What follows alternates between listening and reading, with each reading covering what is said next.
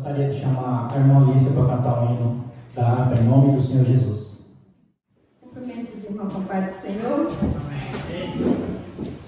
O hino 305, irmãos. Aleluia, glória a Deus. Amém? Soldados somos de Jesus e campeão do bem da luz, dos exércitos de Deus, batalhamos pelo céu, cantamos, vamos combater, ouve o pecado e seu poder, a batalha grande está, a vitória Deus nos dá.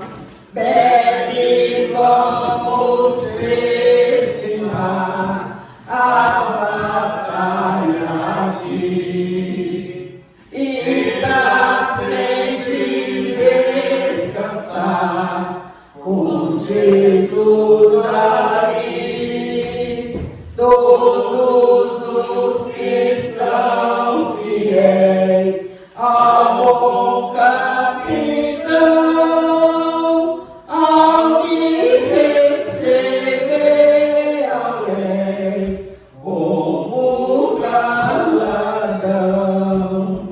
Levai escudo, sim, da fé, pois a peleja dura é, mas promessa temos nós, de jamais lutamos sós, as flechas do mal não temer, mas combater até vencer. Olha os campeões do céu, a vitória vem de Deus. Bebe, vamos terminar a batalha aqui e pra sempre descansar com Jesus ali. Todos os que são fiéis ao bom capitão, ao de receber ao reis como galardão. Salve cansados se encontrar, sem força para pelejar, o Senhor quer te ajudar a vitória alcançar, o mal vencendo avançais, e nos a Jesus cantar, e da salvação falar, almas ao Senhor levai. Bebe, vamos terminar a batalha aqui e pra sempre descansar com Jesus ali. Todos os que são fiéis ao bom capitão, ao de receber ao reis como galardão. Aleluia. Glória a Deus. Aleluia. Glória a Jesus. Convido os irmãos para nos colocar de pé. Vamos estar orando para dízimo e oferta. A irmã Antônia tem um menino preparado, irmã? Em nome de Jesus. Enquanto a irmã Antônia se prepara, vamos estar orando, vamos estar servindo ao Senhor os nossos dízimos, nossas ofertas, em nome do Senhor Jesus. Amém? Senhor meu Deus e Pai, em nome de Jesus, Senhor, nós queremos agradecer ao Senhor, Pai, pela presença, Pai, do Teu Santo Espírito, ó Senhor, neste lugar. Senhor, em nome de Jesus, ó Pai, nessa noite, nós te pedimos, ó Pai, mais uma vez, que o Senhor venha, Senhor, abençoando, Senhor, a vida, Pai, desses irmãos, ó Pai, que vai dizimar, Senhor, na Tua casa. Ó Pai, a vida desses irmãos, Senhor, que vai ofertar, Senhor, na Tua casa, ó Pai amado. Senhor, em nome de Jesus, ó Pai, eu te peço, Senhor, que o Senhor abra, Pai, a janela do céu, Senhor. Derrama, Senhor, chuva de bênção, ó Pai amado, sobre a vida dos Teus filhos, Senhor. Abençoa, Senhor, da mesma maneira, Pai, aquele que não tem, Senhor, para ofertar, Senhor, para dizimar, Senhor, nessa noite. Senhor, abra, Senhor, da mesma maneira a janela do céu. Abençoa, Senhor, a vida, Pai, dos Teus filhos, Senhor. Repreenda, Pai, o devorador, Senhor, de nossas vidas, Senhor. Em nome de Jesus, ó Pai, não deixa, Senhor, faltar, Senhor, o pão, Senhor, na mesa das viúvas, dos órfãos, ó Pai. Abençoa, Senhor, Teus filhos na terra. Em nome de Jesus, Senhor. Amém. Glória a Deus. Amém. Porque dele, por ele, para ele são todas as coisas. Porque dele, por ele, para ele são todas as coisas. A ele a glória,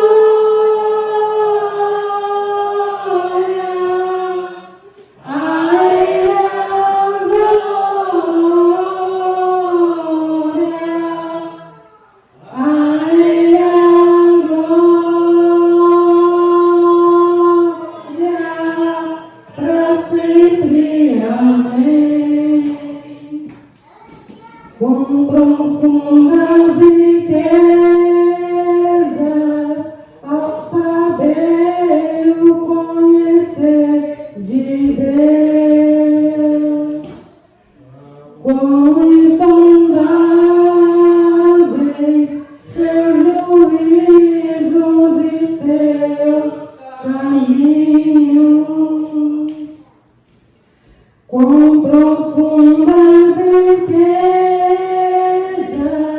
o saber e o conhecer de Deus,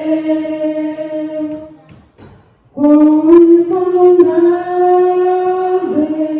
seus juízos e seus caminhos. A ele a glória, a ele a glória, a ele a glória, para sempre. Amém. A ele a glória, a ele a glória,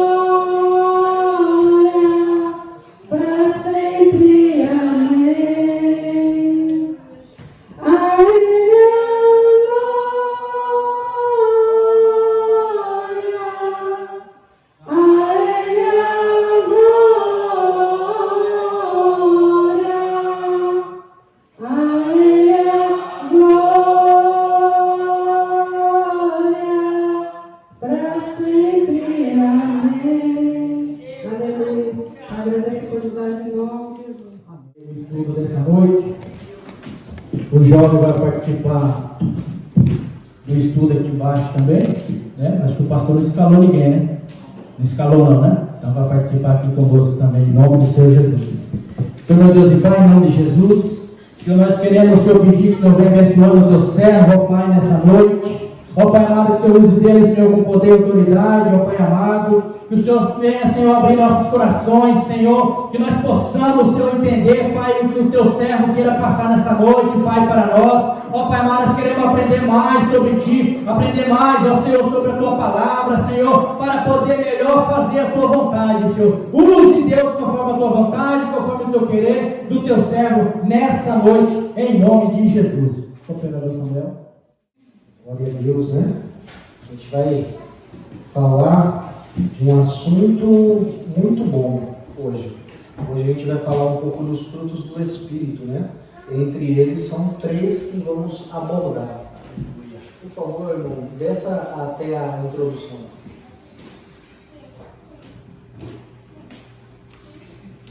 Glória Glória a Deus. Lição 11.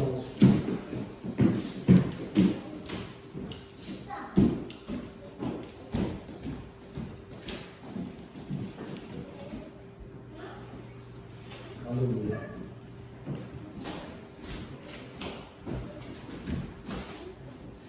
Antes da gente adentrar a lição, né? A lição é atributo da humanidade da fé, humildade, mansidão e longanimidade.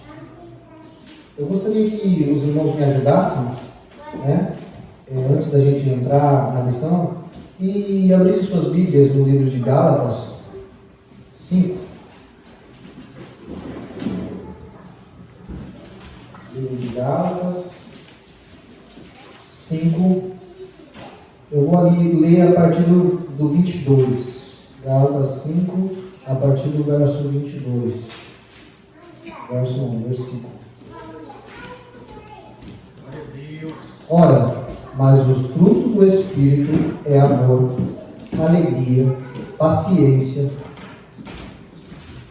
afabilidade, bondade, fé, brandura, temperança, e contra essas coisas não há lei, pois aqueles que são de Cristo já crucificaram sua carne com as paixões e as concupiscências. E se vivemos pelo Espírito, andemos também no Espírito. Não sejamos mais aválidos da vanglória, provocando uns aos outros invejas uns aos outros. Aleluia. O texto áudio da noite, eu gostaria que os irmãos guardassem esse texto, né? A gente vai falar de algumas coisas aqui, mas é uma leitura para a gente estar se aprofundando em casa. Então guarde esse texto. Se você puder, durante a semana, releia o texto na sua integridade, né? Releia o texto 5, né? Ele inteiro, medite, pense, porque precisamos estar atentos a esses assuntos. Porque o verdadeiro crente não lhe pode faltar esses atributos, né? Esses atributos. O textual fica em Efésios 4:1. Rogo-vos, pois, eu, o preso do Senhor, que andeis como é digno da vocação que foste chamado. Verdade prática. A unidade da igreja depende que os crentes evidenciem no cotidiano a humildade, a mansidão e a longanimidade. Leitura bíblica em classe. Está em Efésios 4 e Colossenses 1. Efésios 4, do 1 ao 4. E Colossenses 1, do 9 ao 12. Rogo-vos, pois, eu, o preso do Senhor, que andei como é digno da vocação que foste chamado, com toda humildade, mansidão, longanimidade, suportando-vos uns aos outros em amor, procurando guardar a unidade do Espírito pelo vínculo de paz. Há um só corpo, um só Espírito, como também foste chamado, em uma só esperança da vossa vocação.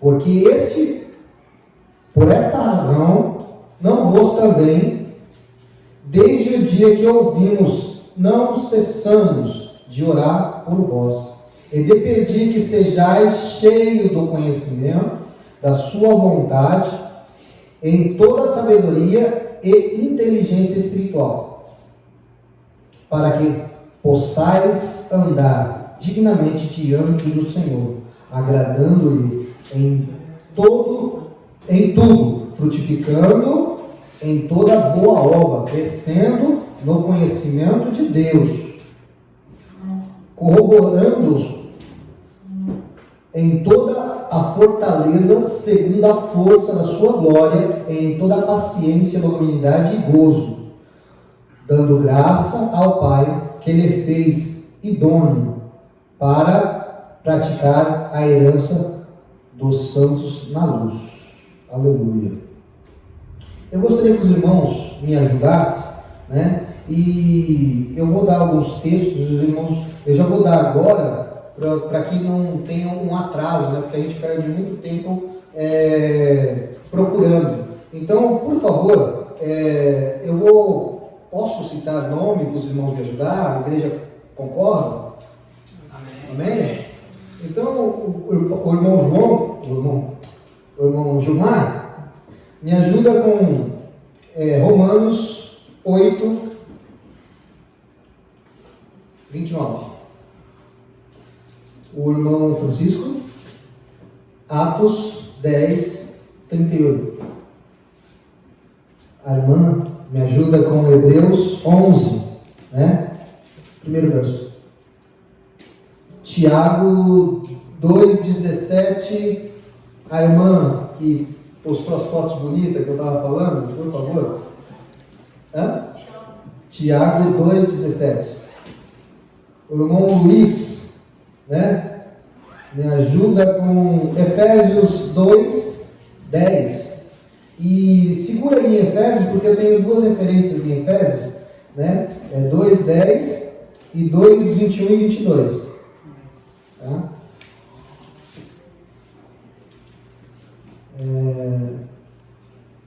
O irmão presbítero Rodrigo, Marcos 1:15. A sua esposa, Gálatas 1:10. Hebreus 11:5 eu já dei para alguém? Porque eu acho que eu falei duas vezes Hebreus 11, né? Aqui 11:5. Hebreus 11, né? Deus abençoe os irmãos. E eu vou entrar para dentro da lição. E os irmãos, assim que eu for pedindo, os irmãos vão me ajudando, tá? Eu vou falar o versículo, os irmãos vão me ajudando, tá? Deus abençoe. Peço também que os irmãos possam perguntar, tirar dúvida, né? Se tiver alguma dúvida, tiver alguma colocação, né, sobre o assunto, por favor, não se faça advogado, não leve para você aquilo que Deus te deu, tá? Aquilo que Deus te deu, se você tiver a fazer algum comentário, por favor, esta aula fica mais participativa e mais gostosa. Então os irmãos podem sim levantar a mão, né? Tendo o tempo de parar a aula para poder o irmão exercer a sua pergunta ou o seu questionamento ou a sua colocação, por favor, né? Não se faça advogado, não leve para casa aquilo que Deus te deu, tá? Introdução. Após concluir a oração intercessória em favor da igreja, ao mesmo tempo, estimular os cristãos a viver para a glória de Deus. O apóstolo passa a enfatizar a necessidade da unidade dos crentes. Assim, nesta lição, estudaremos as virtudes fundamentais: humildade, mansidão, longanimidade, que levam a igreja a viver uma perfeita unidade conforme a palavra de Deus. O primeiro tópico: para haver unidade é preciso humildade. A humildade é uma virtude imprescindível para o fortalecimento da comunhão cristã. Espera-se que os crentes sejam humildes, não somente diante de Deus, mas também entre eles. O primeiro tópico: modo digno de viver cristão. Modo digno do viver cristão. A conduta geral do crente é o destaque dessa ação. A carta ou apelo apostólico é para que o crente ande de modo digno da vocação, ou seja, conduta diária deve corresponder à chamada recebida. Para ser um membro do corpo de Cristo, a igreja, isso pressupõe que o andar do cristão está diretamente relacionado com o nível da unidade que ele tem com Deus e com os irmãos. Neste sentido, a fim de desenvolver essa unidade, o apóstolo Paulo apresenta 3 virtudes essenciais: a humanidade, a mansidão e a longanimidade. Por favor, irmão Gilmar, leia para mim Romanos, Romanos 1? Romanos 8:29. Isso. Porque os que dantes conheceu também os predestinou para seres conforme a imagem de seu Filho, a fim de que ele seja o primogênito entre muitos irmãos. Aleluia. Então, Deus nos cria, né? E existe um propósito, né? Ele nos criou para parecer com Ele, para sermos parecidos com Ele. Imagem e semelhança. Deus assim nos fez, Deus assim nos criou, né? Por favor, o irmão. Como Deus ungiu a Jesus de Nazaré com o Espírito Santo e com virtude, o qual andou fazendo bem e curando a todos os oprimidos do diabo, porque Deus era com ele. Aleluia. Jesus, ele vem à terra e ele se destitui da sua glória. Não usurpou ser igual a Deus, desceu e se tornou homem mortal como nós. Homem de dores, homem sujeito às paixões, né? Mas a gente sabe que em tudo isso ele foi vencedor. E aí nesse verso, né, de Atos, né, mostra algumas características que Jesus tem. E quando eu coloco, né, no objetivo de se tornar cristão, né, de ser um cristão, eu preciso carregar em mim algumas dessas características. Eu preciso trazer para mim essas características de Cristo, né? O que é ser cristão, né? Ser cristão, a palavra cristão significa pequeno Cristo, ou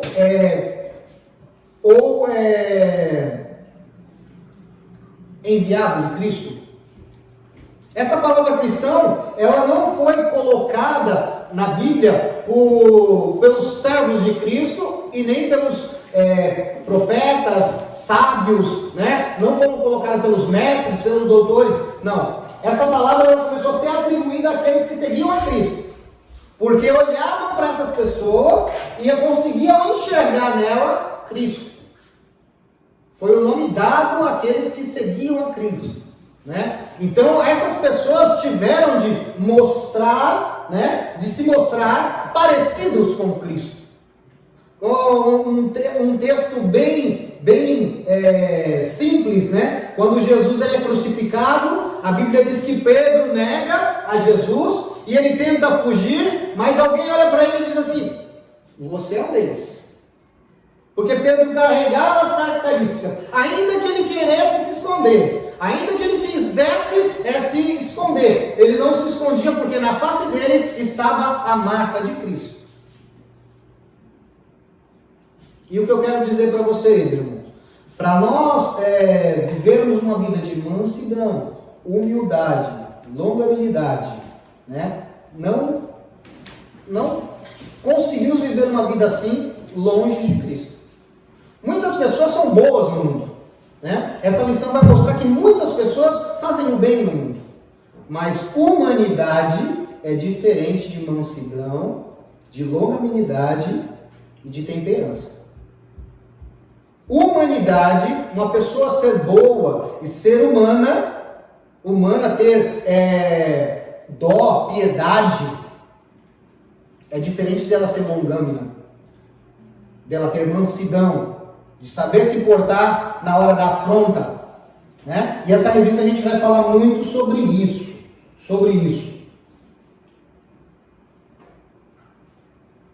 Humildade. O que é ser humilde? Eu queria que os irmãos trouxessem para nós aqui, para enriquecer a aula, né? Alguns adjetivos de uma pessoa humilde. Por favor, irmãos, pense aí com você. Alguns adjetivos que tornam uma pessoa humilde. O que faz uma pessoa ser humilde? Por favor. Eu acredito que humildade é você expressar suas crenças e seus valores sem ofender as pessoas.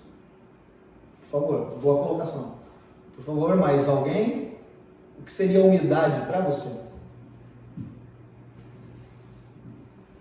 Respeitar o próximo. Respeito ao próximo, humildade. Também uma boa colocação. Por favor. Yo tengo una referencia de bíblica Ok. respecto a humildad, ¿no? Que está en Mateo capítulo 5, la bienaventuranza. Cuando fala Cristo de bienaventurado aquellos que son pobres en espíritu, ¿no? Aquellos que dependen de Cristo. Tener la capacidad de decir que eu dependo de Cristo na minha vida. É porque algumas pessoas acabam misturando, né? A humildade com uma pessoa ser... qual a palavra sinônimo de humilde? A pessoa ser humilde no fator de não ter bens, não ser uma pessoa próspera. Porque as pessoas às vezes confundem. E a humildade, ela é uma característica de uma pessoa que pode ter muitos bens. Ela pode ser rica, né? E nem por ela ser rica, ela pode ser arrogante. Ela pode ser muito cheia de posses e humilde. Como ao contrário também. Uma pessoa pode ter nada, uma pessoa super, como se dizer, miserável em todos os aspectos da vida e ser arrogante. Então a humildade, ela não está ligada em posses, ela não está ligada a sabedoria, pensamento, não. A humildade está ligada a um dom espiritual do Espírito Santo, atraída pelo Espírito Santo. Essa humildade, não a humildade que a gente fala da pessoa que abre a porta e deixa o outro passar, né? Foi comprar alguma coisa, só tinha um na prateleira, não, por favor, pegue você. Isso também é uma forma de humildade. Mas a humildade que a gente vai falar é a humildade nascida do Espírito Santo. A humildade como dom de Deus.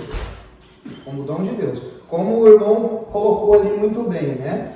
Do texto sobre a humildade. Também, vamos continuar aqui. Para os pagãos, na época de Cristo, a humildade era vista como não uma característica boa, e sim como um defeito. A pessoa muito humilde era uma pessoa frágil, entendeu? Que facilmente ela podia ser dominada. Então as pessoas nos tempos antigos viam uma pessoa humilde como uma pessoa fraca, e ela não era uma qualidade, isso é um defeito. Então Jesus, ele vem, né, e nos mostra a humildade de uma forma diferente. Jesus relaciona e muda o contexto dessa palavra, né, que era visto como uma fragilidade. No humildade, o tópico 2, né, do primeiro tópico, né, o segundo subtópico do primeiro, fala assim: para os pagãos, a humildade era uma virtude pelo contrário. A humildade não era uma virtude pelo contrário. Era considerado uma atitude negativa. Fraqueza de caráter, falta de amor próprio na vida de Cristo. E que a humildade aparece como uma virtude, pois ele não teve por usurpar ser igual a Deus. Então, quando Jesus ele vem, ele já quebra esse paradigma. Por quê? Quando Jesus ele se propõe a vir, ele já se destitui de toda a tua glória. Um fato de humildade. Ele podia parecer como Deus, mas ele não se usurpou ser igual a Deus. Ele se destitui da sua glória. E ele quis parecer conosco. Ele quis sentir como qualquer um outro podia sentir. É como um rei, né, dentro do seu reinado, que debaixo das madrugadas ele tira sua roupa de rei e vai para dentro da sua cidade saber como o povo está passando. Veste uma capa e vai ver o que o povo está passando. Se tem fome, se tem sede, quais as necessidades do povo. O que Jesus fez foi mais ou menos isso, né? Ele quis conviver com a humanidade e não se usurpou, né? Entrar no meio da humanidade com glória e majestade, né? Ele se destitui dela, ele deixa ela de lado. A Bíblia diz que ele não entrega para ninguém, mas ele deixa ela ali. Né? E a Bíblia diz também que depois que ele foi assunto ao céu, o Senhor devolve a ele toda a sua glória, toda a sua majestade. Né? E mesmo Jesus estando aqui, né, e se destituindo de toda a sua glória, ele não deixou de ser Deus. 100% homem e 100% Deus. Mas como homem, viveu todas as paixões e todas as fragilidades que um homem pode viver na terra. Como fome, como amor, como caridade. Ele pôde ver e sentir como homem. E a prova disso é que ele podia, sendo Deus, se livrar da cruz. E no momento em que Pedro se coloca como defensor de Cristo, né? Cristo aponta ele para trás de mim, Satanás. Era lícito que aquilo ali acontecesse. Pedro não podia defender a Cristo. Aquilo tinha que acontecer. As profecias precisavam se cumprir na vida de Cristo. Então, nesse momento, Cristo, ele não a Pedro, ele repreende. Ele não repreende a Pedro, ele repreende a Satanás, que estava naquele momento, né, mesmo num ato de suposta bondade de Pedro, né, o inimigo usava ele para que não acontecesse, né, o projeto de Deus na vida de Jesus. Mas Jesus não em nenhum momento negou o seu projeto, o projeto de Deus para a humanidade. Em nenhum momento, né, o nosso Deus, ele se recusou de cumprir. Eu gostaria que os irmãos fizessem uma reflexão consigo mesmo, né? Eu faço uma analogia toda vez que eu leio o texto da crucificação de Cristo, e a Bíblia diz que ele diz Eloi, Eloi, lama sabachthani, né? E a tradução disso é Deus, meu, por que me desamparaste? E a minha reflexão, o meu pensamento é que nesse momento muitas pessoas apontam o sofrimento de Jesus, né? O sofrimento que ele está sofrendo ali, né? O desgaste dos açoites, né? O caminhar com a cruz, né? Na via sacra, todas as pessoas olhando para ele e querendo a sua crucificação, mesmo ele só tendo feito bem para todo aquele povo, né? As pessoas apontam que nesse momento houve uma fragilidade, vamos dizer assim, né? Entre aspas, no mestre, né? E ele estava cansado dos açoites, ele estava desgastado pela cruz. Eu não vejo dessa forma. Eu enxergo isso, né? Esse momento de fragilidade sim,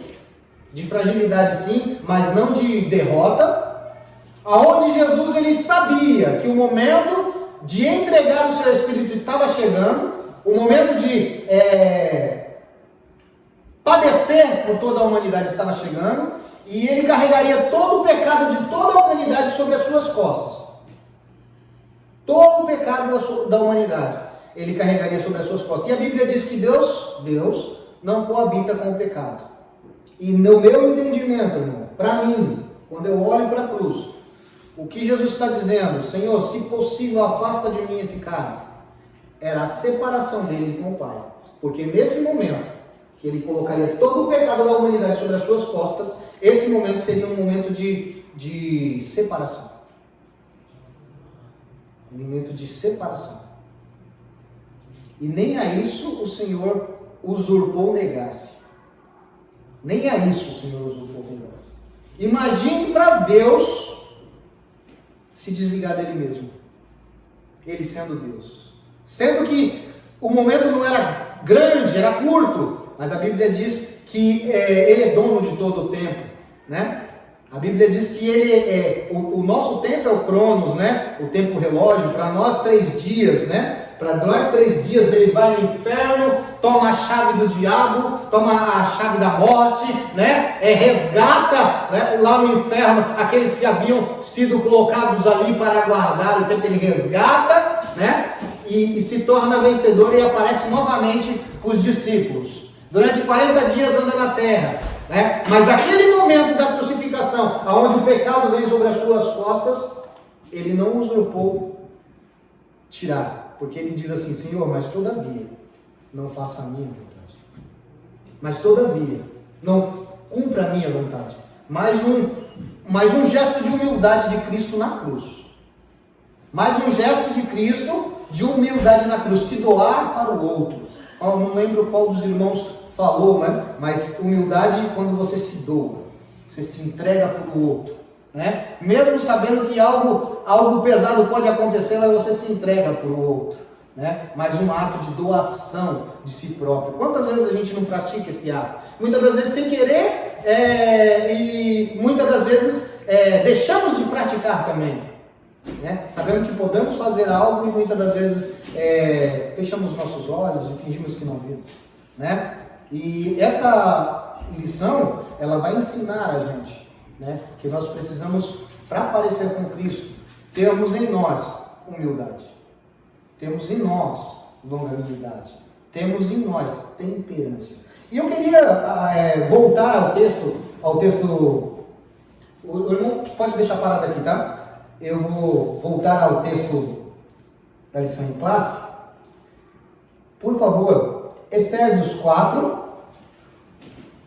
o verso 2. Com toda a humildade, mansidão, com longanimidade, suportando-vos uns aos outros em amor. Eu queria que os irmãos marcassem, grifassem esse texto, né? Porque quando Paulo está escrevendo aqui aos Efésios, ele está dizendo, eu preciso suportar. Mas quando eu falo a palavra suportar, parece algo que você vai suportar mesmo não querendo, mesmo não gostando. Não é isso? Os irmãos podem falar. É isso quando eu digo suporta. Eu estou dizendo para você, tá pesado, tá difícil, mas continua. Não é isso? Aguenta aí. Só que ele continua. Ele diz, com mansidão, esse suporte não é de qualquer jeito. Esse suporte é com mansidão, com longanimidade,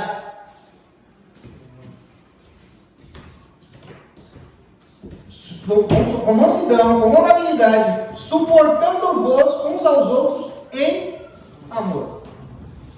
Em amor. Está aí a palavra fundamental, irmão. Não é de qualquer jeito que você pode suportar o seu irmão. Não é de qualquer jeito. Paulo está dizendo, e aqui, vamos lembrar que Paulo, ele estava preso. E a preocupação de Paulo com essa igreja de Efésios, ele está dizendo, rogo-vos, pois, eu preso do Senhor. Primeiro verso, que andeis como é digno da vocação que fosse chamado.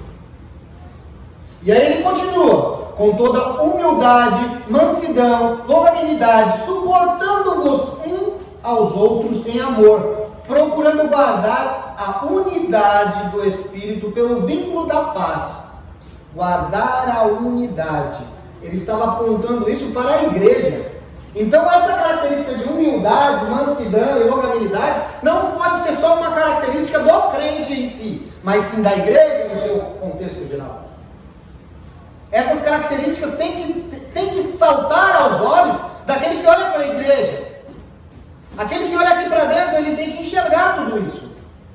Se não enxerga, irmão, temos que olhar para dentro de nós e procurarmos consertar em nós mesmos aonde há um erro.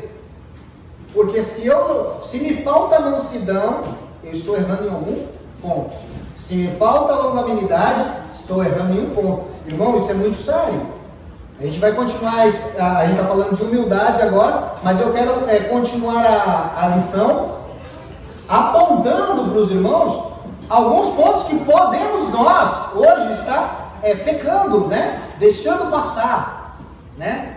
Deixando passar. Eu falei agora de humildade. E quantas das vezes nós não fechamos os nossos olhos para determinadas atitudes que tomamos, que nos falta a humildade. Mesmo nós estando na igreja e sermos salvos em Cristo. A Bíblia diz, né, em Romanos 8, quem pegou Romanos 8, do 2 ao 9, por favor. Você tinha pegado Romanos 8, né? 8, 29, mas lembra mim do 2 ao 9.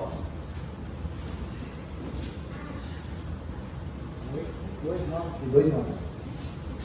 Do 2 ao 9. Você vai ler do 2 ao 9. Porque a lei do Espírito de vida em Cristo Jesus me livrou da lei do pecado e da morte. Porquanto o que era impossível a lei, visto como estava enferma pela carne, Deus enviando o seu Filho em semelhança da carne do pecado, pelo pecado, condenou o pecado na carne, para que a justiça da lei se cumprisse em nós que não andamos segundo a carne, mas segundo o Espírito. Porque os que são segundo a carne inclinam-se para as coisas da carne, mas os que são segundo o Espírito para as coisas do Espírito. Porque a inclinação da carne é morte, mas a inclinação do Espírito é vida e paz. Porquanto a inclinação da carne é inimizade contra Deus, pois não é sujeita à lei de Deus, nem em verdade o poder ser. Portanto, os que estão na carne não podem agradar a Deus. Vós, porém, não estáis na carne, mas no Espírito, se é que o Espírito de Deus habita em vós. Mas se alguém não tem o Espírito de Cristo, esse tal não é dele. Aleluia. Paz. Um dos frutos do Espírito aqui em Efésios, paz, né? Se eu ando na carne, eu não consigo ter paz. Sabe, irmãos, aqueles momentos que vivíamos no mundo, que parecia, né? Você ia para uma festa, aquele churrasco gostoso, né? Bebia, se confraternizava com amigos, e aquilo parecia ser um momento de paz. Parecia ser bom, né? Parecia trazendo algo diferente para dentro de si, só que acabava a festa. Já vinha a ressaca do álcool, né? E aí aquele vazio voltava. Porque se inclinamos à vontade da carne, fizemos todos os desejos dela, e a vontade da carne nos traz um vazio. Mas a Bíblia diz que quando eu procuro viver a vontade do Espírito, um dos sintomas de viver a vontade do Espírito é paz. Então, se você procura paz, procure se conectar mais com o Espírito Santo de Deus. Procure se ligar mais no Espírito Santo de Deus. Procure orar mais pelo Espírito Santo de Deus, para que ele interceda ao Pai. Porque muitas das vezes a Bíblia diz que nós não sabemos orar, não sabemos pedir. Mas quando nós oramos para o Espírito Santo de Deus interceder ao Pai, o Espírito Santo de Deus não intercede aquilo que eu falo ou aquilo que eu penso, mas aquilo que eu preciso. Aquilo que eu preciso. Aquilo que Ele sabe que eu necessito. O Espírito Santo de Deus, Ele transforma a minha oração. A Bíblia diz que mesmo que sua oração for um gemido, o Espírito Santo entende e leva ao Pai. Mesmo que for um gemido. Então, precisamos, irmãos, se ligarmos mais à vida espiritual. Não que devemos, irmãos, se abster da terra e vivermos uma vida sem pensar naquilo que vamos fazer amanhã. Não, precisamos ter projeto, precisamos projetar sim. Não é pecado você projetar a sua vida, não é pecado você fazer projetos. Não é isso que o irmão Samuel está dizendo. Mas o irmão Samuel está dizendo que os seus projetos precisam ser projetados dentro do coração de Deus. Os seus projetos precisam ser projetados dentro do coração de Deus. Porque quando você entrega verdadeiramente sua vida ao Senhor, né, com humildade, mansidão, longanimidade, né, os seus projetos vão ser entregados na mão do Senhor, e Ele vai te dar o melhor. Mesmo que aquilo que você receba, às vezes não pareça aquilo que você queria, o Senhor tem que ter o melhor para você. O 2, a verdadeira humildade. O que fica claro em Jesus, no ensino do apóstolo Paulo, é que a pessoa humilde expressa a modéstia em oposição ao orgulho e arrogância. Abre para nós, alguns irmãos, por favor, 2 Coríntios 12, 20. Né? Aqueles que guardaram, por favor, aquele que está guardado, você guarda aí, tá? 12, 20. Pues me temo que cuando llegue no os hallen tales como quiero, y yo sea hallado de vosotros cual no queréis, que haya entre vosotros contiendas, envidias, iras, divisiones, maledicencias, murmuraciones, soberbias, desórdenes. Olha aí, eu preciso estar ligado aos ensinos de Jesus, à humildade. O que fica claro é que Jesus, no ensino do apóstolo Paulo, é que a pessoa humilde expressa modéstia em posição ao orgulho e à arrogância. Trata-se de uma postura que favorece o bem da coletividade no lugar do egoísmo. Assim, a verdadeira humildade coopera para a harmonia dos relacionamentos e promove a unidade do corpo. Entre tantas, a importância ressalta que as demais virtudes são produzidas pelo Espírito Santo, que habita no crente.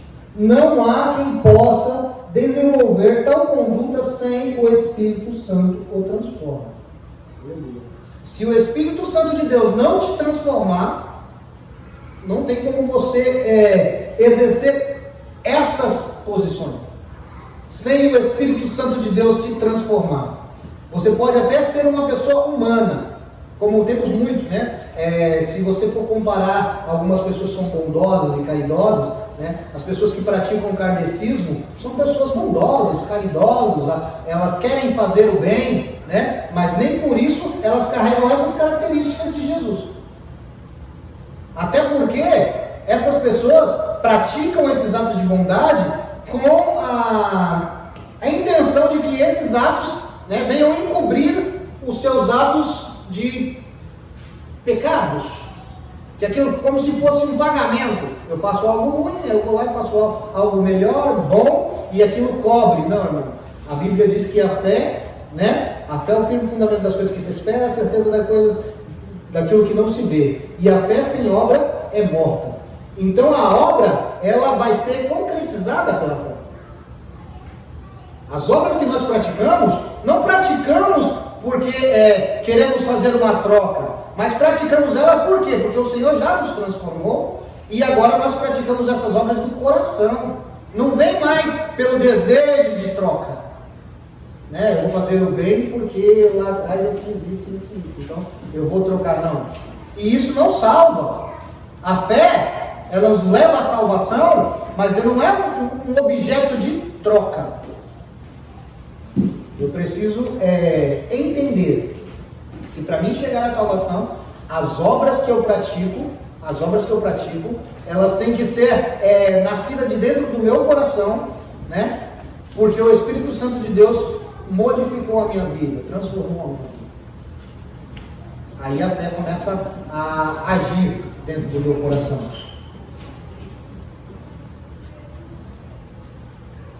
O segundo tópico. Para haver unidade é preciso mansidão. Unidade, quando a gente fala de unidade, irmãos, o que os irmãos entendem como unidade?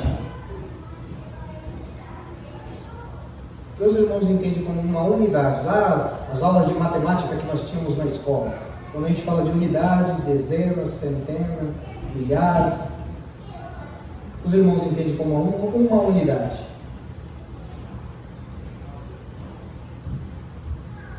É o coletivo de alguma coisa, né? Em um círculo, né? Lembra que o professor fazia aquele círculo e colocava alguns objetos dentro daquele círculo e dizia: essa aqui é uma unidade. Essa aqui é uma unidade de tantas peças, né? A unidade é o conjunto de algumas coisas. Essa é uma unidade. Quando a Bíblia está falando haver uma unidade, para haver uma unidade é preciso mansidão. Olha para dentro da igreja. Olha para dentro das pessoas que estão dentro da igreja, né? Como ficariam essas pessoas sem a mansidão? Se nós não praticarmos a mansidão. Olha para dentro da igreja, irmãos. Será que seria A gente praticando, a gente buscando, a gente já tem alguns momentos, de deslampejos, Estamos buscando a Cristo. Estamos tentando praticar a mansidão, sendo humilde, tentando ser orgânico, e mesmo assim nós temos alguns problemas que acontecem dentro da igreja. E aí não dá para fugir, irmãos. Em todas as igrejas que você for procurar, você vai achar esse problema. Não adianta correr. Não adianta correr, não adianta falar isso ou aquilo de determinada situação, não adianta, porque para onde você for, você vai encontrar esse problema. Mas esse problema não é tratado na igreja. Esse problema de você fazer parte de uma unidade, eu preciso tratar em mim. Eu preciso tratar de mim. Eu preciso ser mais humilde. Eu preciso ter mais mansidão. Eu não tenho que tratar no outro. Quando a Bíblia ela diz assim, olha o cisco no olho do teu irmão e esquece do arqueiro do teu olho. E quando eu falo de um arqueiro, vocês sabem o que é um arqueiro? Os irmãos sabem o que é um arqueiro? Que a Bíblia fala? Um pedaço de galho. Sabe aquela forquilha que faz o estilingue? Aquilo é um arqueiro. Um arqueiro no seu olho. Você está apontando o cisco no olho do teu irmão, mas você precisa tratar de você. E para você ter essa unidade, para você ser integrado a essa unidade, você precisa tratar primeiro em você. Não no outro. É primeiro em mim. Eu preciso cuidar de mim, da minha humildade, da minha mansidão. Eu não preciso cobrar do outro. Porque isso daí não é uma cobrança que eu preciso fazer. O Espírito Santo de Deus cobra de cada um de nós. O Espírito Santo de Deus trata de cada um de nós. Então eu deixo esse trabalho de o Espírito Santo de Deus lidar com o outro. É difícil, né, irmão? Não é fácil não. Não é fácil lidar dessa forma. Porque nós acabamos enxergando, nós vemos, e acabamos pré-julgando ou julgando mesmo a atitude do outro. Ele não fez algo que deveria ter feito, ou ele fez algo que não deveria ter feito, e nós fazemos esses pré-julgamentos. Não sabemos às vezes o porquê fez ou porquê deixou de fazer, mas a gente apontamos. E aí quando eu falo isso, eu falo no contexto geral. Eu preciso tratar em mim, para mim fazer parte desta unidade que é a igreja, eu preciso tratar em mim, entendeu? Esses pequenos defeitos, eu preciso tratar em mim. Aleluia.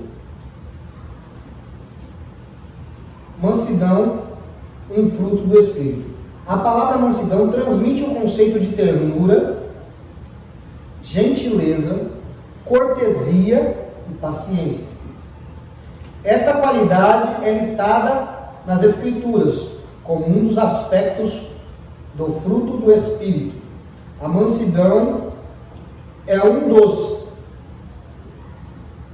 estado que deriva da humildade e da ternura, indica moderação em ação, bom trato para com o semelhante e a ausência precipitada da expressão trata o caráter de Cristo, conforme o Senhor mesmo disse: aprendei de mim, que sou manso e humilde de coração.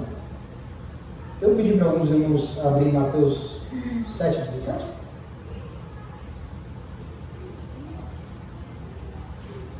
Pediu? Não? Então, a gente já vai falar de mansidão aqui. Mateus 7,17. Deixa para lá. Vamos continuar. Tiago 2,17 já foi lido? Tiago 2,17? Assim também a fé, se não tiver obras, por si só está morta. A fé sem a obra, ela é morta, Desculpa, irmão, eu deixei passar, era do texto do primeiro tópico, Eu deixei passar. Por favor, quem pegou Marcos 1,15? Dizendo, o tempo está cumprido e o reino de Deus está próximo. Arrependei-vos e crei no Evangelho. Arrependei-vos e crei-vos no Evangelho. Irmãos, esse fruto do Espírito, a mansidão, ela nos traz o conceito, né, transmite o conceito de ternura, gentileza e cortesia, e paciência. Né? Esse conceito, né, de mansidão, ele nos traz mais próximos de Cristo, ele nos traz mais próximo da salvação. Eu preciso trabalhar esse fruto do Espírito. As pessoas às vezes oram muito a Deus para ser batizadas com o Espírito Santo. As pessoas buscam muito o batismo com o Espírito Santo. Só que depois que elas recebem o batismo do Espírito Santo e elas são, lhe é dada o dom de línguas, muitas das vezes a pessoa ela para de trabalhar o Espírito Santo nela. Para ela tá bom ali o dom de línguas, falar em línguas para ela tá bom. E esse texto, né, que fala de mansidão como dom de Deus, ele nos alerta que não tá bom. Eu preciso trabalhar os dons espirituais. Eu não posso me conter, como que é a palavra que eu posso usar aqui?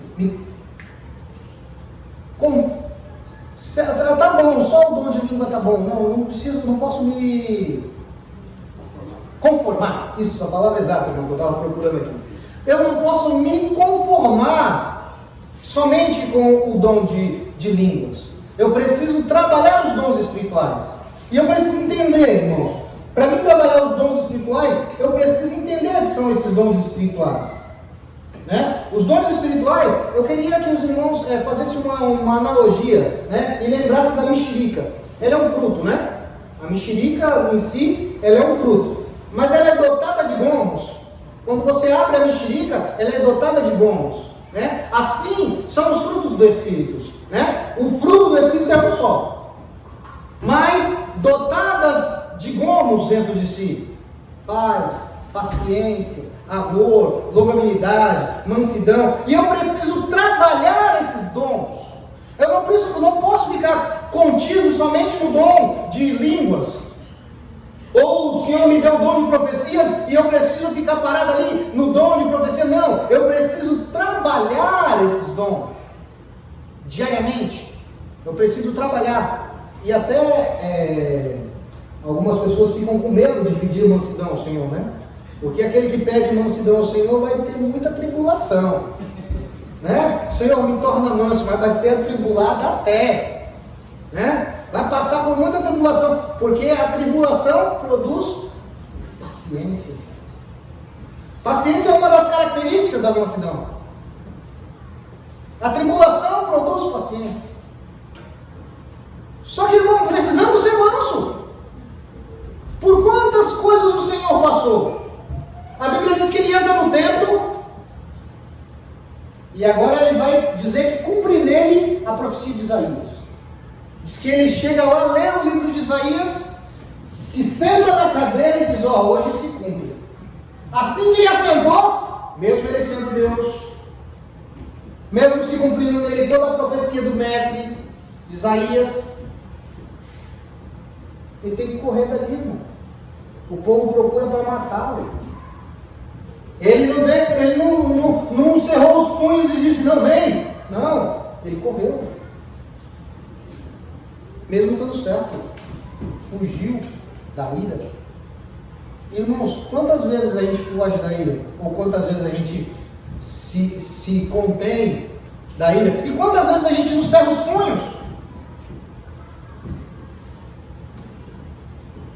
Queremos ser mansos, irmãos? Queremos ser nova criatura? Queremos nascer de novo? Verdadeiramente precisamos nascer de novo. O velho homem, a velha criatura tem que morrer. E é difícil, né, irmão? De vez em quando ela quer ressurgir, quer ressuscitar. Né? De vez em quando ela quer ressurgir. Por isso precisamos trabalhar nos dons espirituais. Para que a velha criatura não queira renascer. Porque quando eu trabalho os dons espirituais, eu pratico, o meu espírito, ele fica mais forte, a carne não tem força para lutar contra o espírito que está forte. Mas, se o espírito está fraco, quem vai vencer essa luta? Então precisamos trabalhar os dons espirituais. Não precisamos ficar parados somente no dom de línguas ou no dom de profecias, que tem pessoas que gostam, né, de determinado dom e começam a orar a Deus, até que parece que Deus vai te dar o dom que você quer. Eu vou dizer para você, irmão, você que busca dons, o Senhor não dá o dom que você quer, é o que você pede. Ele dá aquilo que você precisa. Entendeu? Se aquilo que você precisa é aquilo que você pede, o Senhor vai te dar. Mas se você não é aquilo que você precisa, o Senhor vai dar aquilo que você precisa. E aquilo que você vai ser usado para fazer. Então, você ore a Deus e peça para o Senhor crie em você o desejo, né, de praticar os dons do Espírito. Né? Já que você fica um pouco de receio, muitas das vezes, de pedir mansidão, né? Porque quem quer tribulação? Me conta. Qual de vocês querem tribulação? Eu acho que ninguém quer, né? Mas quando eu entrego para Deus, eu falo, Senhor, eu preciso, Senhor, de trabalhar os dons espirituais. Eu preciso, sabe a oração de Salomão? Quando Salomão ele é indagado pelo anjo lá, e o anjo pergunta, o que você quer? Eu vou te dar riqueza, eu quero sabedoria. Né? E aí o anjo diz para ele o quê? Que vai dar sabedoria para ele e as outras coisas ali por consequência, porque ele pediu bem. Então nós temos que tomar cuidado como vamos pedir. A forma que vamos pedir para o Senhor os dons espirituais. Para que objetivo? Qual era o objetivo de Salomão quando ele pede sabedoria? Ele tinha um objetivo. Qual era o objetivo de Salomão? Cuidar do povo. Cuidar do povo. Não era para ele que estava pedindo, você presta atenção. Salomão não pede para ele, eu preciso cuidar do povo. O Senhor me deu o povo e eu preciso cuidar desse povo. Então me dê sabedoria, Senhor. Sabedoria. E o Senhor fala que porque ele pediu bem, o Senhor ia dar sabedoria e ele ia ser abençoado em outras coisas. Ele ia ser próspero, o Senhor ia dar muitas coisas para ele, mas porque ele pediu bem. Então, meu irmão, não peça de qualquer jeito. Quando você orar pedindo os dons espirituais, quando você orar para o Senhor trabalhar em você os frutos do Espírito, peça que o Senhor trabalhe para que você possa trabalhar para a igreja. Aprenda com Salomão. Senhor, me dê para que eu possa abençoar o teu povo. Me dê para que eu possa lidar com o teu povo. E o Senhor vai te dar da melhor forma. Pode ter certeza que vai ter algumas tribulações, mas não vai ser constante do jeito que nós pensamos quando pedimos mansidão. Senhor, me dá mansidão, aí as tribulações vêm. Vem mesmo. Né? Minha mãe, ela falava, Senhor, esses meninos são tudo atribulados, Senhor. E quantas das vezes o Samuel fugia de casa, ficava semanas sem voltar para casa. Minha mãe falava, onde esse menino está? Eu só gerando tribulação na vida da minha mãe. Ela é uma mulher muito paciente hoje, mas o que eu fiz com ela, Deus do céu. Atribulei muito a vida dela. Muito. Né? Imagina um menino de 15 anos sumir de casa uma semana e a mãe não sabe onde está. Sumir 15 dias e a mãe não sabe onde está. Eu fazia isso, fugia de casa, sumia, ficava na casa dos amigos. Meu pai me batia muito, então eu tinha medo de chegar em casa e tomar uma surra. Então eu fugia e ficava dias fora de casa. Mas minha mãe, eu lembro da oração da minha mãe, ela dizia assim, me dá paciência, me dá mansidão, me dá temperança. Talvez se ela tivesse dito assim, Senhor, me dê os frutos do Espírito para que eu possa lidar melhor com aqueles que o Senhor me deu aqui dentro de casa e para que eu possa lidar melhor com a igreja. Talvez o Senhor tinha tratado de forma diferente. E muitas das vezes, irmãos, vivemos a tribulação, vivemos problemas na nossa vida porque pedimos de forma errada. Quem não já ouviu aquele irmão dizer, Senhor, me dê uma casinha, mesmo que for aquela casinha de sapê, pequenininha, num terreninho. Ô irmão, não faça isso não. Faça isso não. Porque o Senhor não dá, não é porque Ele quer ver você passando mal naquela situação que você pediu, não. O Senhor te dá para você aprender a pedir. O Senhor muitas das vezes te dá porque você precisa aprender a pedir. Sabe aquele filho que o pai todo dia chega em casa e fala, pai, eu quero um skate. E pai, se Deus me dê, menino, tu já é tribuloso desse jeito, eu vou te dar um skate, você vai quebrar uma perna. Aí no outro dia o filho chega em casa e diz, pai, eu queria tanto um skate, me dá um skate. E ele pede tanto pro filho, o filho pede tanto, que você acaba até olhando os skates na TV, nos comerciais, começa a ver as manobras, meu filho vai começar a fazer isso, e você se enche o coração e dá. Aí depois ele aparece com o joelho ralado, com a canela quebrada, e fala, meu Deus, o que eu fiz? Por que eu dei isso? Meu Deus não se arrepende não, mas ele dá para a gente aprender. Deus não se arrepende, mas Deus dá para a gente aprender.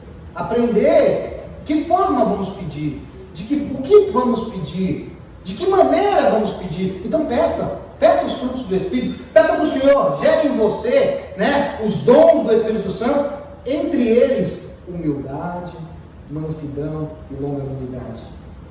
Mas peça, saiba pedir. Não peça de qualquer jeito, não.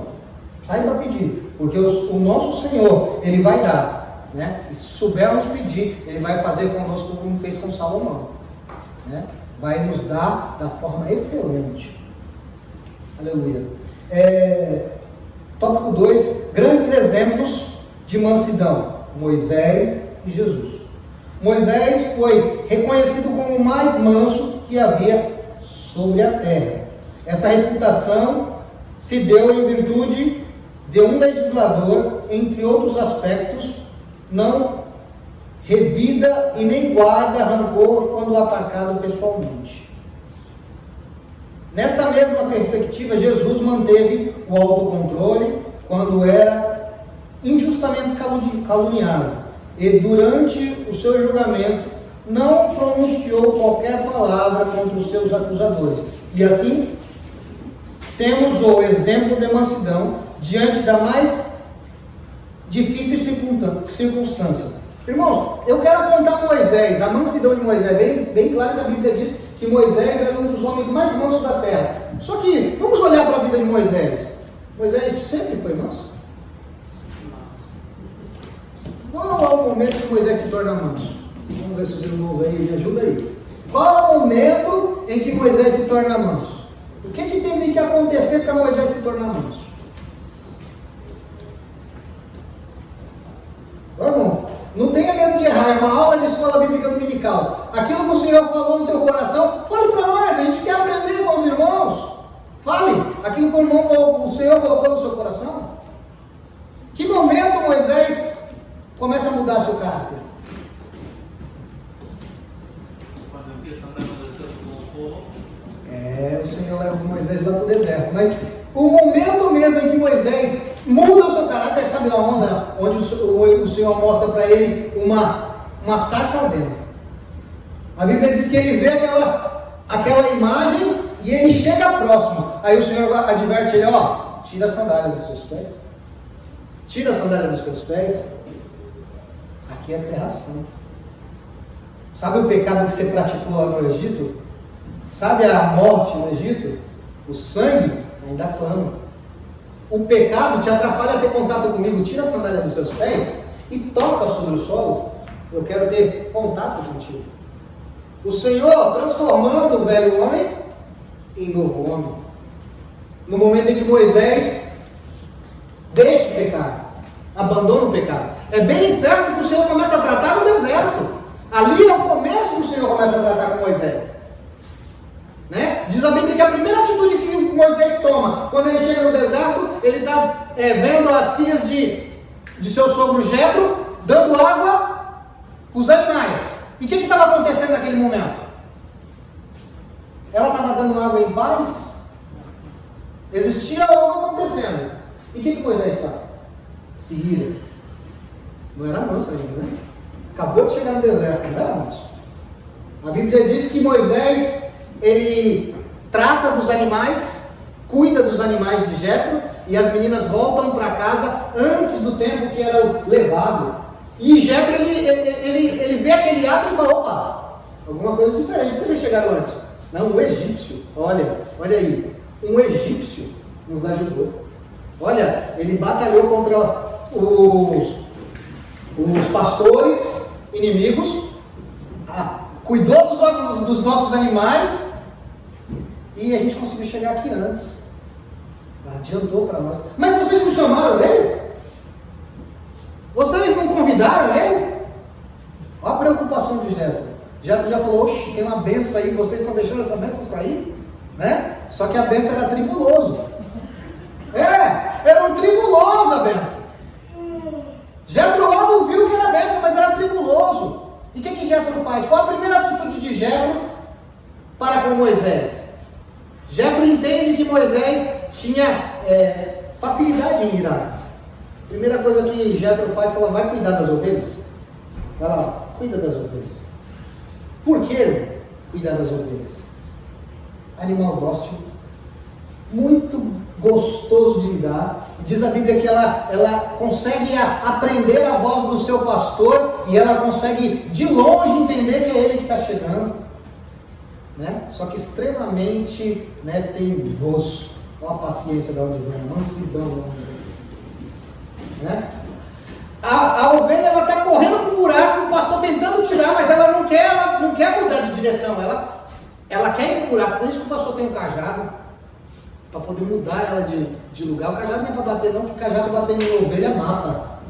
O que bate em ovelha é vara. O que bate em ovelha é vara. O que trata a ovelha é vara. O cajado é para tirar do perigo, para libertar do perigo.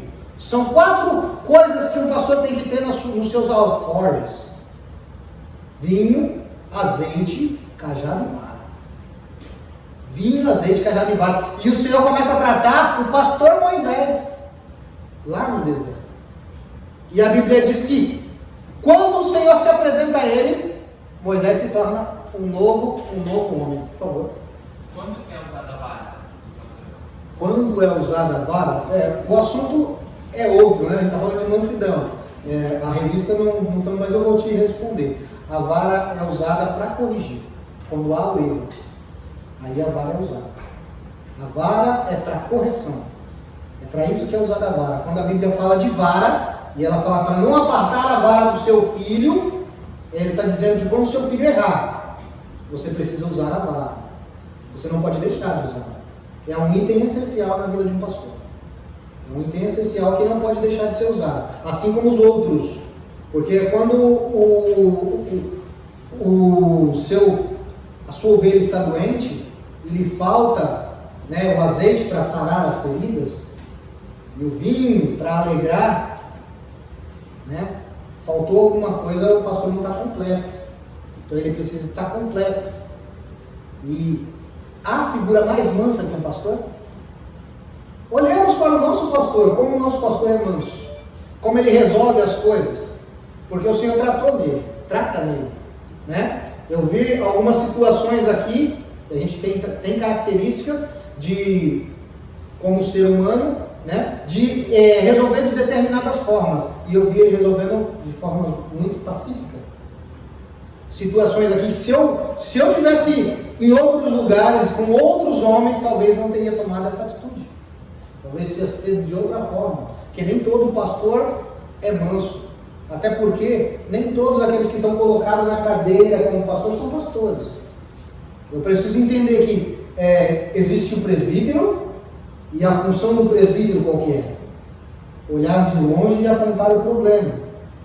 O diácono é aquele que trata, leva lá, né, aos necessitados, aponta para o pastor, ó, esse está precisando disso, aquilo tá, olha, a viúva ali está sem provisão, vamos ajudar a viúva. O presbítero é aquele que olha por cima e vê onde está acontecendo o problema e aponta para o pastor, mostra para o pastor o que está acontecendo, né? O evangelista é aquele que traz a palavra e evangeliza, e muitos desses evangelistas enchem a igreja em determinado tempo, e depois que a igreja está cheia, ele começa a dispersar as ovelhas porque ele não é pastor. Ele sabe trazer, mas ele não sabe cuidar. Então a gente tem que olhar, irmão, que há alguns pastores que exercem a função de pastor e muitas das vezes não estão como pastor na sua essência, não são pastores na sua essência. Então acontecem alguns problemas de dispersão, né? Mas porque a característica dele é de evangelista. Então esse aspecto de mansidão é uma característica empregada no pastor, que sabe tratar as ovelhas, sabe cuidar das ovelhas, assim como Moisés fazia. Aí, olhando a vida de Moisés, o primeiro ato que Deus faz, quando Moisés é tratado ali no deserto, o primeiro ato é dizer, ó, você vai ser o libertador. Ele fala, não, mas como? Eu vou ter que voltar lá falar, eu nem sei falar. E o Senhor começa a tratar já Moisés ali, né? Tratando ali. Olha, você não precisa saber eu falar, né? Você só vai falar aquilo que eu falar.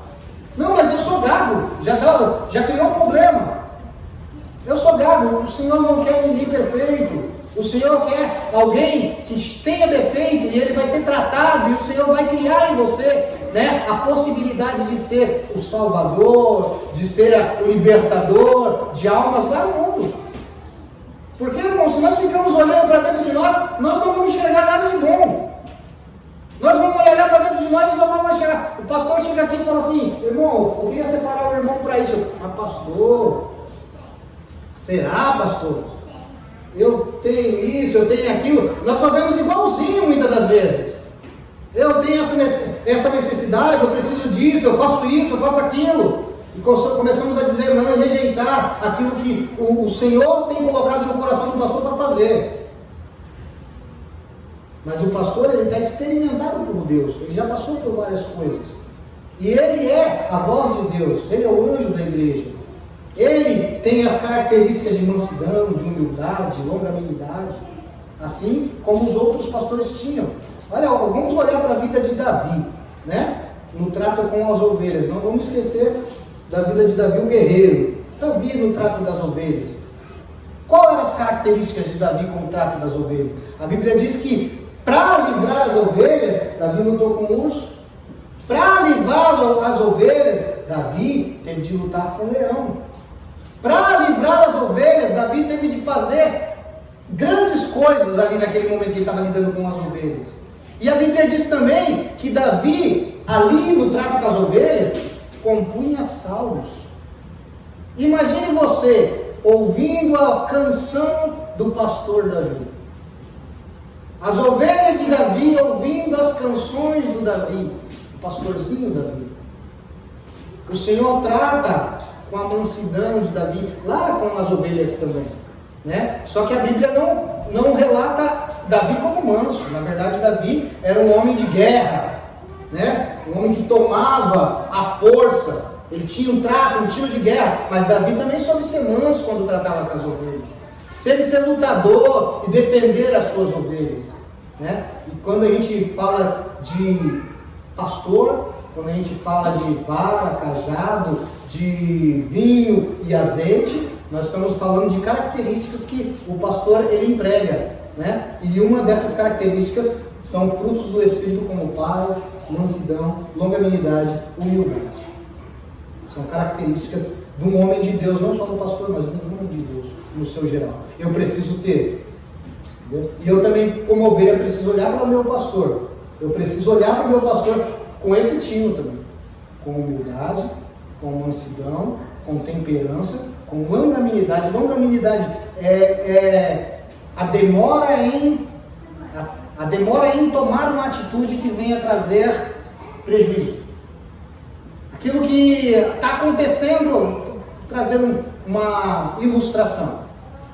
Diz que um professor, ele era muito longâmino, ele era muito tardio em se irar, e ele falava muito de as pessoas serem pacientes, de ser manso, e um determinado dia, os alunos na sala falaram assim: vamos ver até quando esse homem vai se portar desse jeito.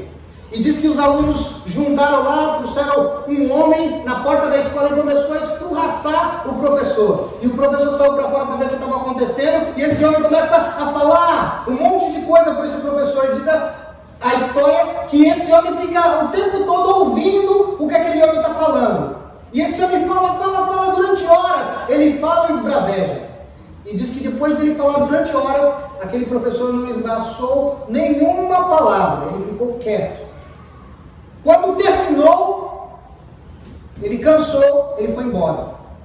Aí os alunos falaram: pastor, amigo, professor, como que você consegue, né, diante de tanta agressão, né, o senhor não consegue ficar quieto? Ele falou: sabe esse homem? Ele veio me trazer um presente. E esse presente, ele vinha cheio de ódio, rancor, amargura, e ele me trouxe esse presente. Só que eu não recebi. De quem é esse presente? Com quem ficou esse presente? Com quem trouxe, né? Quem trouxe o presente teve de levar embora. E é assim, irmão, que nós temos que fazer. Nós temos que tomar essa atitude, muitas das vezes não receber determinadas coisas que as pessoas jogam em nós. Porque no momento em que você retruca, você recebeu. No momento em que você age, você recebeu aquilo que ele veio trazer. E para você ser manso, para você ser longânimo, para você ser humilde, muitas das vezes o calar, né? Como o Tiago mesmo diz, o calar, né? Tiago 2,17. Por favor, tem alguém que pode ler? Não, peraí, não é Tiago 2,17 não. É Tiago 2,17, lembra mim, ou eu estou confundindo? Lembra mim, irmãos, eu marquei aqui, eu não sei se eu marquei o texto certo, mas lembra mim, por favor. Assim também a fé, se não tiver as obras, é morta em si mesmo. Não é, irmão, desculpa.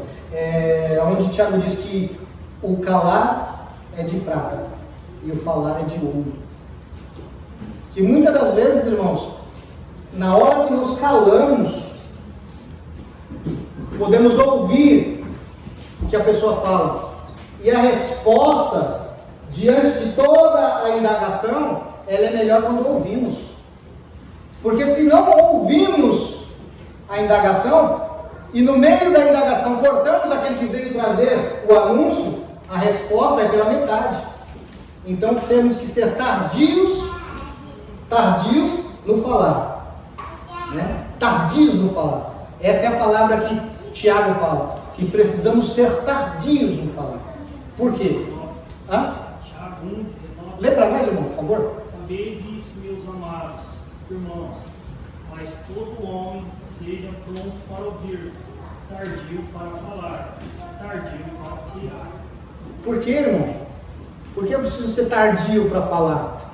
Porque eu preciso ouvir. Eu preciso ouvir toda a indagação. E quando eu ouço tudo, a resposta diante daquilo que você está ouvindo na íntegra, ela tem exatidão na sua resposta. E quando eu não ouço, que eu tenho a mania de falar antes, né, esbravejar antes, a minha resposta é pela metade, porque eu não ouvi o contexto inteiro daquilo que foi falado.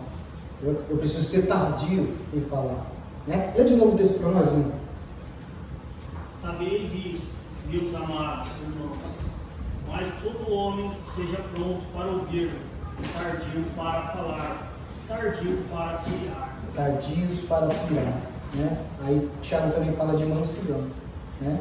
Quando a gente não ira, né? Procura não se irar. É bem claro que, irmãos, quase que nunca a gente vai conseguir ser totalmente manso. Acho que só Jesus, né? Só Jesus. Ele transformou Moisés, né? E Moisés, depois daquele episódio, a gente não vê mais Moisés tomando determinadas atitudes, né? Mas antes disso, nós vemos as atitudes de Moisés, né? Mas, Tiago, quando ele está dizendo, ó, eu preciso ser tardio também no irar. Eu preciso ter um autocontrole. Eu preciso desse autocontrole. Irmãos, eu vou ler aqui o restante, porque a gente já passou 10 minutos. E só para concluir, tá? Grande exemplo de mansidão, né? Já li aqui. Mansidão pressupõe conciliação. O comportamento conciliador e a construção prática da conduta de quem possui mansidão, por meio da postura equilibrada, diante da circunstância adversa. Ele transmite a ideia de pacificação no meio harmonioso, de administrar os seus conflitos e de todos os crentes e de cada igreja, desenvolvendo a virtude da mansidão. O espírito conflituoso desaparecerá. Em lugar de sentimento facioso, ele apresentaria um espírito manso e conciliador.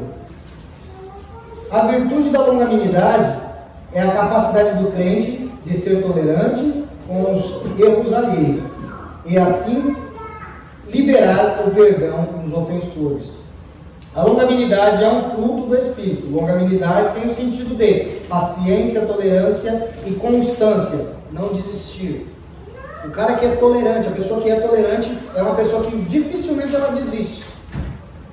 A pessoa que é intolerante, normalmente, ela termina as coisas pela metade, ela não tem a facilidade de terminar as coisas. Mas a pessoa que é longâmina, ela sempre termina aquilo que ela começou. Ela sempre vai até o fim. Se ela tem um projeto, ela realiza o projeto. Porque ela tem longanimidade. Ela consegue concluir os seus projetos. Então, irmão, até na vida secular, a longanimidade, ela é uma coisa boa. Porque se você não praticar essa longanimidade, dificilmente você conclui seus projetos. Sempre pela metade. E a gente conhece algumas pessoas que fazem isso, né?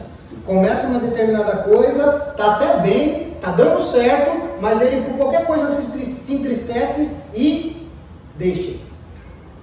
E nós precisamos ser longâmicos, né? Não desistir, ir até o fim, né? Porque a salvação, irmão, é conquistada até o fim. É no fim que nós conquistamos a salvação. Então eu preciso ir até o fim. Não posso parar pela metade, não posso deixar de terminar os projetos de Deus na minha vida, eu preciso ir até o fim. Eu preciso ir até o fim. Longanimidade tem sentido de paciência, tolerância e constância. E é mais um dos aspectos do fruto do Espírito, desenvolvido no crente. Em termos gerais, essa virtude significa tolerância, paciência e... Termos gerais, essas virtudes significa tolerar pacientemente a má conduta dos outros. Tanto que a Bíblia nos ensina a ser paciente na tribulação. Assim suportar os erros dos outros, a adversidade. A vida são o lado prático da paciência, pois o próprio Deus é descrito como longânimo e tardio em se irar. Contudo, o exercício da paciência requer virtude do amor, que é o próprio basilar de todas as ações do crente salvos em Cristo, né? Aqui o exemplo é o próprio Deus, que é tardio em irar, suportando uns aos outros. Durante a jornada cristã, nós deparamos com múltiplas situações de hostilidade. São nesses momentos de conflito na igreja que devemos suportar uns aos outros em amor. A expressão indica que, infelizmente, teremos que enfrentar excessos cometidos em nosso meio, como provocações alheias, atitudes carnais. Estas são comparadas com um fardo que devemos suportar por meio da prática do amor. Perdão como permissão de amor. Perdão como premissa de amor. O amor é um atributo divino, o principal aspecto do fruto do Espírito, uma virtude altruísta, que contudo trata os outros como gostaríamos de ser tratados. Deste modo, a tolerância entre os irmãos em Cristo deve ser mútua, isto é, amados ardentemente uns aos outros, com um coração puro, perdoando e sendo perdoado. Quando esse estilo de vida é adotado pelo crente, acabando-se as disputas na igreja. Conclusão. Vimos o convite de Paulo para os crentes, para um viver digno de uma perfeita unidade, para garanti-la, mostrando em algumas virtudes. São essenciais a humildade que fortalece a unidade e a mansidão que gera os conflitos, e a longanimidade que suporta os erros alheios. Quando os crentes vivem essas virtudes, as dissensões desaparecem no meio, e o nome de Jesus Cristo é glorificado. Eu queria fazer uma pergunta para os irmãos. Dentro do conceito da palavra mansidão, o conceito da palavra mansidão, ele transmite o quê para os irmãos? Só para fechar. A palavra mansidão, o que ela transmite para os irmãos? A gente falou sobre isso na aula, né? Que a palavra mansidão, ela tem algumas características. Quais são? Para mim, mansidão seria uma pessoa ser sincera, mas não ser omissa. Porque às vezes você acha que você sendo sincero, demais, você pode ofender aquela pessoa. Então você acaba sendo omisso. Você manso, você ser sincero, mas sem ofender. Uma das características é essa mesmo, irmão. Gentileza. Isso é a palavra que o irmão usa. Porque o homem gentil, ele não deixa de falar o que está acontecendo. Ele mostra, ele aponta o que está acontecendo. Mas, né, de forma que não venha machucar, ele tem um trato, ele sabe lidar. Né? Sabe aquele líder que chama você no canto e diz, você precisa consertar isso aqui, precisa melhorar ali. Né? Verdadeiramente ele tem gentileza no tratar com você. E precisamos ter isso em nós, irmãos, né? Como tratamos com o outro. Né? Porque nós cometemos o erro e as pessoas também cometem erros. E do mesmo jeito que eu preciso ser tratado e eu quero ser tratado, né? Eu preciso tratar o próximo. Tá? Então, essas características que a gente falou aqui, ela precisa estar em nós.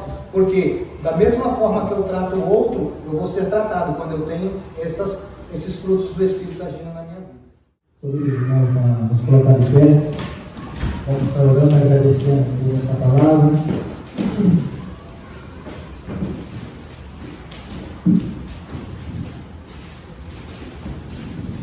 Glória a Deus. Aleluia. Glória a Jesus. Senhor, meu Deus e Pai, em nome de Jesus, Senhor, nós queremos agradecer ao Senhor, meu Pai, por essa palavra, por esse ensino, por esse estudo, Senhor, no qual, meu Deus, nós estamos, Senhor, cada dia mais aprendendo, Pai. Nós sabemos, Senhor, que nós temos de ter, Senhor, mansidão, Senhor amado, humildade, longanimidade, Senhor, unidade, ó Pai. Que o Senhor, meu Deus, venha trabalhar sobre nossos corações, que o Teu Santo Espírito, o Senhor, continua, Senhor, em nossas vidas, ó Pai amado. Ó Senhor, que nós continuamos, Senhor, neste caminho, Pai, a aprender mais da Tua palavra, Senhor, a saber mais, Pai, sobre a fé, a saber mais sobre o Teu Santo Espírito, ó Senhor. Senhor, meu Deus, em nome de Jesus, ó Pai, queremos agradecer, Senhor, pela Tua presença nesse culto, Senhor, por esse estudo, Pai amado. Em nome de Jesus, ó Pai, que nós oramos e agradecemos. Amém. Glória a Deus. Meus irmãos, antes de estar orando para encerrar o culto, amanhã às 10 horas da manhã vai ter Santa Ceia, né? Mais uma vez eu quero estar passando, que o pastor César teve que ir ao GAP, né? Foi participar do culto ali. Hoje é culto de Santa Ceia lá também, e fazia algum tempo que ele não ia lá. Hoje ele foi lá cultuar o nosso Deus com os irmãos ali agora. Gostaria de chamar o presbítero Rodrigo para estar orando, para nós estar encerrando o culto em nome do Senhor Jesus. Meus irmãos, com a paz do Senhor. Oremos. Senhor Deus, Pai eterno soberano, grandioso seja teu grande nome, ó Pai. Senhor Deus, te agradecemos, Senhor, pela rica oportunidade de estarmos aqui, Senhor. Tem uma única fé, ó Senhor, que é adorar a Ti, ó Pai. Senhor Deus, entramos por essas portas, Senhor. Não sei como muitos entrou aqui, Senhor, mas sei, Senhor, que saímos aqui, Senhor, cheio do Teu Espírito Santo, Senhor, aprendendo mais a Tua vontade em nossas vidas, ó Pai. Senhor Deus, eu quero Te agradecer, Senhor, pela rica oportunidade de cada um que está aí, eu pude aprender, Senhor, nessa missão, ó Pai. Senhor Deus, que o Senhor não voltar, Senhor, nessa noite, ó Pai, que amanhã nós possamos estar aqui, ó Senhor, com um cântico novo em nossos corações, ó Pai. Que nós possamos entrar por essas portas, Senhor, com alegria, Senhor, na nossa salvação, ó Pai. Só Deus nos leve em segurança, ó Pai. Traga nós, Senhor, em segurança amanhã, ó Pai. Nos dê, Senhor, uma noite, Senhor, debaixo das Tuas mãos protetoras, ó Pai. Assim nós oramos e Te agradecemos no nome de nosso Senhor Jesus Cristo. Amém.